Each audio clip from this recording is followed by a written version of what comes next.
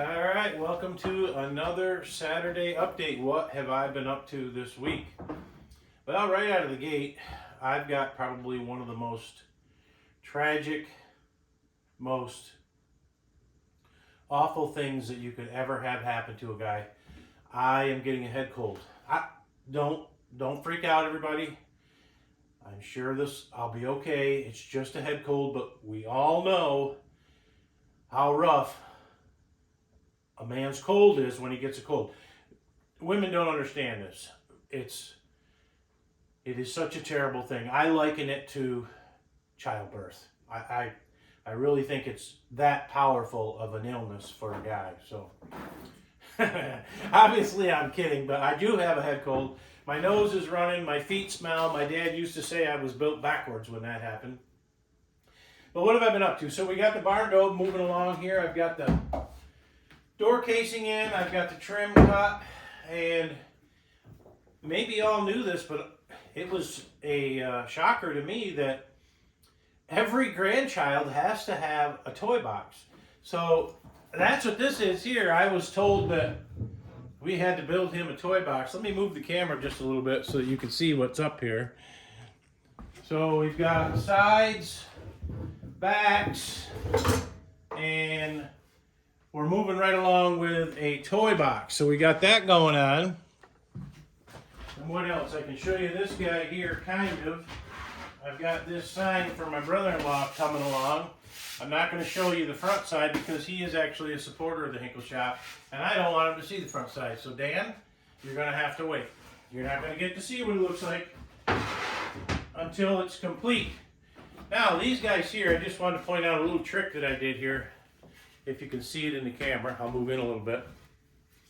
There's a really bad knot right here, really bad. Yeah, it's a knot and a break. These were broke.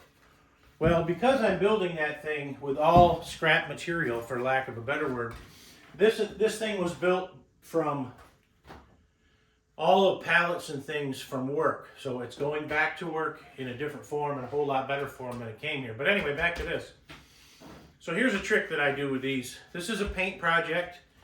What I did was I took a bunch of sandpaper. I don't think so. I took a bunch of sawdust, put it out on a piece of paper, poured some glue in it and made a slurry, opened up the break, filled it with that slurry and pushed it back together and clamped it. Now, it looks pretty ugly, but when I get done with it, I'll be sanding this and sanding that. Everything will be nice and smooth. I'll throw some paint over it, and bing, bang, boom. Y'all will be the wiser because I told you, but you wouldn't have known if I didn't tell you. So I had two of them that were like that. This one's going to need a little bit more because it's kind of shallow right there. But that is the start of the door trim. And these were made out of just 2x4s that I ripped down. They've got to be painted. That's another thing, another little tip. When you're building something like this and you're going to put trim and stuff on it, cut out the trim, get it to the size you want, then paint it before you put it on the building. Do all of your painting first. That way you don't have to worry about getting and hitting stuff that you don't want to hit. Now that's kind of contradictory because you're thinking, well, you just put the door casing on, that's got to be painted white. It does, but I'm going to have, well, the width of this thing on the face of here that I can be a little messy with the paint on this red. And again, nobody will know. You guys will because you'll get to see it. Door casing, trim. I've got the black paint for the roof. I've got the white paint for this. I got sidetracked with that. So they're glued up. And everything I do in the shop, I try to do in a, how do I say, in a step-by-step process. I got glue drying here. I can't do anything more with that. So now I may fit those pieces and paint them out, or I may go to that project for Dan. That's up in the air. I don't know where I'm going to go that way yet. Which step is next after this little video? We talked last week about doing videos that y'all are looking for. I talked about doing one that was longer than the mill. I said something about maybe doing some whiskey smokers. So I sat down this morning and I have 99% programmed both of those project ideas. The longer than the mill idea and the whiskey smoker 50 cents, $5, $50 whiskey smokers are programmed. I need to cut them out and I need to film a video. Again, I don't know that that'll happen next week because this has to be done ASAP pronto. Lisa had been telling me about it for like 6 months. So when I got about a week left, that's when I figure I should start a project, when I've been told 6 months ago that I should probably do this now. The reason I've got about a week or so is because we're coming up on my grandson James's birthday. And I'm excited because it's James's birthday, and my son Jeremy, my daughter-in-law Kayla, and 2 grandchildren, Carter and Landon, two grandchildren, are coming down from New York for a visit later in the month. So it's going to be an exciting week, the week after next, that we get a visit from the grandkids. And I don't really care about Jeremy and Kayla, that's no big deal. But Carter and Landon are important. That's a lie. They're all important and they know it. So that's about what we got going on in here this week.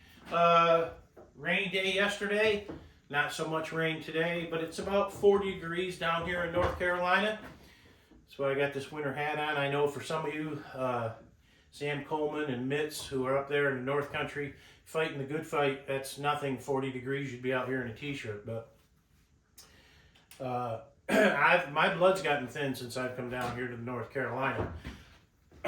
Excuse me. The whole cold thing was not a lie. So basically, getting back to the toy box, we're talking 30 by 18, 18 tall. I bought 1x10s, and whatever the 1x10 falls for height, when I glue 2 of them together, that's what we're going with. Trying to make this as repeatable as possible and as efficient as possible, rather than, you know, buying some 1x6s and cutting them in half, slicing them and all that. I did get smart though, standing in the big box store.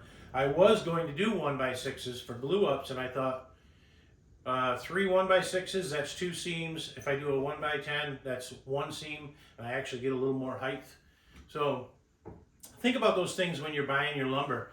I learned that from the Amish when I was in New York. You want to think about buying your lumber so that there is the least amount of waste. An example of that would be, if you need 6-foot 2x4s, don't buy 8-footers. Buy 12s and cut them in half. That way there's no waste. That's a simple definition of that. And I did learn that from the Amish company, or Amish family and company that I was working for up there. The owner of that company, we got talking about building pole barns. I used to build pole barns and houses with them up in New York. And they were so good that that was how he did it. He would figure out all of that stuff. If he needed 5-footers, he'd buy 10s. If he needed 4-footers, he'd buy 8s. If he needed, you know, so on and so forth. But that's a little lesson. Lesson on the glue up thing, lesson on buying some lumber, match up your grain when you're doing it, etc., etc. But that's all I got for this week. I'm hoping by next week I've gotten this cold licked and gone. Everybody out there, keep me in your prayers and your thoughts so that I get better. As always, thanks for watching. Thanks for all the support. Put the comments down below for anything that you want to see, you want me to make.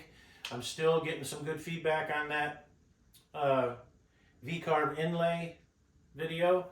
The big question is detail. I'll say it again here. The big question is, will that process that I outlined in my V-carve inlay video work with high detail pieces? It absolutely will work with high detail pieces. You're confined by the same parameters as any V-carve with a V-carve inlay. The more detail you want, the smaller your bit has to be. You can't take, and I'll use an abstract here, you can't take a 1-foot diameter end mill and expect it to cut into a little bitty shallow that a 1/4-inch bit will get into. That just doesn't happen. It's the same thing with a V-bit. So if you're going to go down to that extreme detail, don't use a 15 degree. Go to a 6 or 12 or whatever it is. Just keep going down until you get a thin enough one to do it. Now, the other half of that is, everybody's saying start depth, start depth, start depth. I'm not doing an offset. I got to do a start depth. A start depth where your V-bit is plunging into the wood is a mechanical offset. You are doing an offset. The only difference between the way that I'm doing it and the way you're doing it is I know exactly what my offset is, and you're guessing if you're doing a start depth. So if I start at 0.01 as an inward offset and I don't get enough seat, it doesn't go in enough, I'll go 0.15, 0.015, and a little further, until I have it where I want it, all the way up to 0.03, 0.035. But a change of start depth where the V-bit plunges is a mechanical offset. You are 100% offsetting your male vectors inward. So I've made a long drawn out thing about this, but inward offset, delete the original vectors, start with a shallow inward offset and continue from there. If you need more detail, use a narrower bit with a steeper angle and have at it. But as always, I appreciate you all watching. I hope you check out that V-carve inlay if you're just watching this for the first time. I think you'll get a lot of value out of that. As always, I'll catch you on the next one.